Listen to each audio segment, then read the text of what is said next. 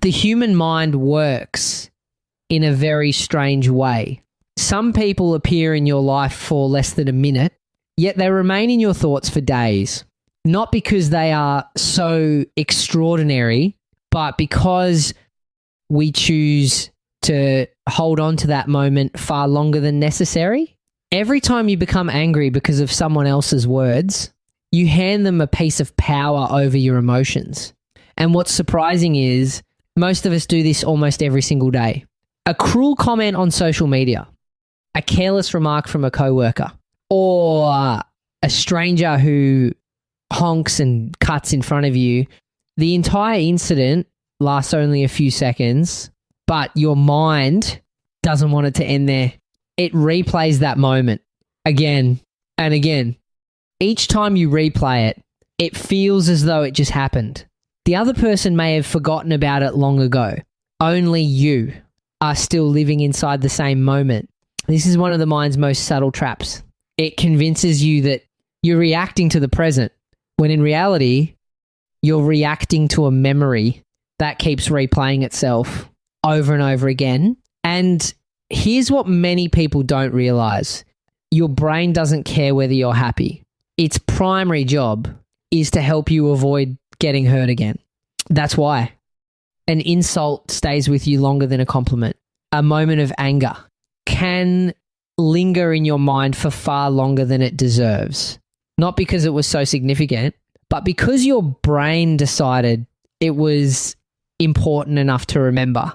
And if that's true, if other people aren't holding on to your anger, if memories don't replay themselves on their own, then who is really controlling your emotions? Perhaps that is the most important question of all, because the moment you realize that no one else is holding your emotions except yourself, you discover another truth. You can't choose which emotions knock on the door of your mind, but you can always choose whether to invite them in or let them leave. But there is one very common misunderstanding. Many people believe that controlling emotions means never feeling sad, never feeling angry, never feeling hurt. That's almost impossible. You can't stop the rain from falling, but you can always choose whether to take shelter or stand in the rain. Emotions work the same way. They always arrive first. Your choice begins afterward. Notice this.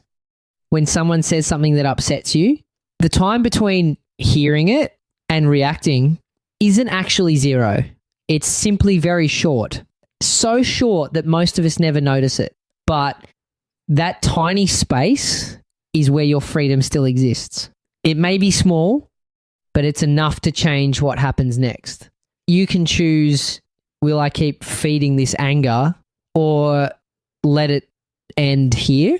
At first, it sounds simple, but your brain will resist. It will whisper, if I let it go. Doesn't that mean I lose?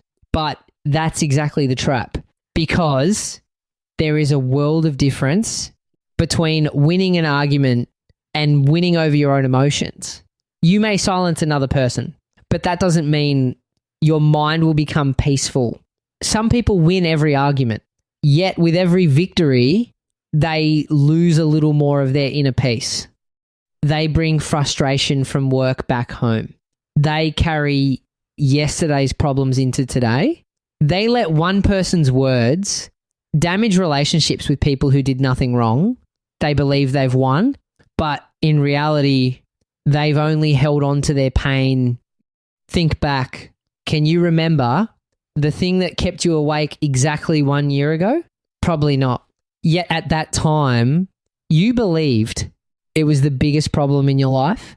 Time doesn't heal every wound, but it does show us that many things we once thought we'd never overcome eventually become nothing more than a memory. Not because the event was so enormous, but because our emotions made it seem much bigger than it really was. That doesn't mean you should stay silent in the face of injustice. Sometimes you need to speak up. You need to protect yourself. You need to set boundaries, but you can do all of those things without letting anger take control. Emotions aren't something that must be eliminated. They're like the weather. Some days are sunny. Some days are rainy. Some days are filled with storms. You can't command the sky, but you can always choose how you'll continue walking beneath it. Perhaps true strength isn't never getting angry. Perhaps true strength is being the one who decides who you'll become after the anger arrives. In the end, what makes life better isn't having fewer difficult people around you. The world will always contain criticism, unfairness, thoughtless people. But the most dangerous thing isn't the words that hurt you.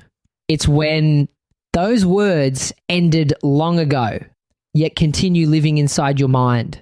Every time you replay them, you give them another chance to hurt you until eventually you begin to believe someone else stole your time and your peace. But the truth is, no one can take those things away from you. They can only knock on the door. You are the one who decides whether to open it and invite them to stay. And one day, you'll hear another sentence that hurts. You'll meet another person who makes you angry. You can't prevent that. When it happens, don't be so quick to ask, why did they say that? Instead, ask yourself, how far do I want to carry these words with me? Will that moment last only a few seconds, or will you carry it for days? Because sometimes what hurts us isn't the moment itself, it's the number of times we choose to live that moment. If this video changed the way you think about anger, don't let it end here. The next time someone says something that upsets you, pause. Just for a moment before you react. That tiny pause may be all you need to stop carrying a few seconds of pain for the rest of the day. I'd love to hear from you. Which part of this video resonated with you the most? Let me know in the comments. I read as many as I can, and if you enjoy videos that combine psychology, neuroscience, and practical ideas for living with greater peace and clarity, consider subscribing.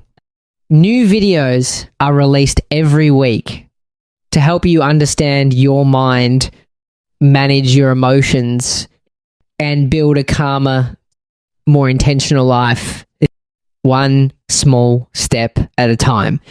Thanks for watching, and I'll see you in the next video.